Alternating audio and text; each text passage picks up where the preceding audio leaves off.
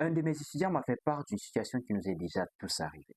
En réunion, lorsque chacun doit présenter ses idées, il arrive que, avant vous, il y a une personne qui présente une idée tellement brillante, d'une façon tellement claire et précise que tout le monde apprécie ce qu'il a dit.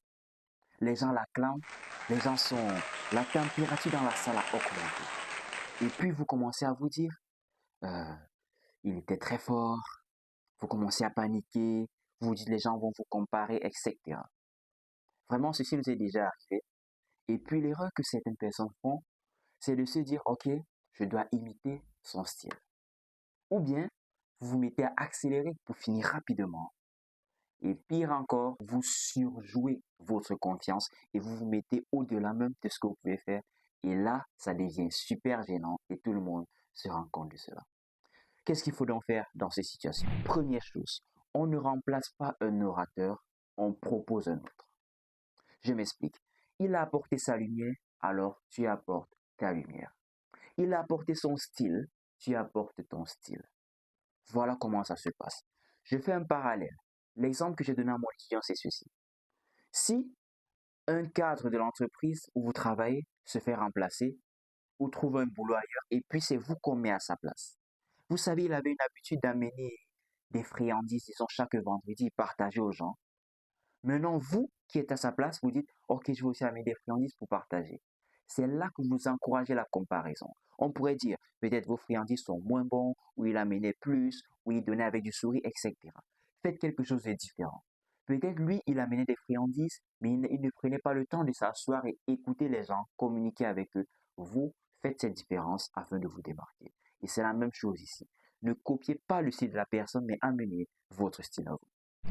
Deuxième chose à faire, l'adaptabilité de votre rythme.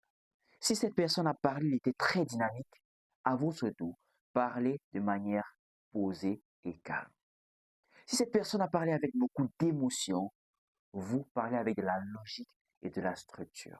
Et puis, si le discours de cette personne ou son temps de parole était long, réduisez le vôtre afin qu'il soit court et concis. Ça fait une grosse différence. Et la troisième technique est la meilleure.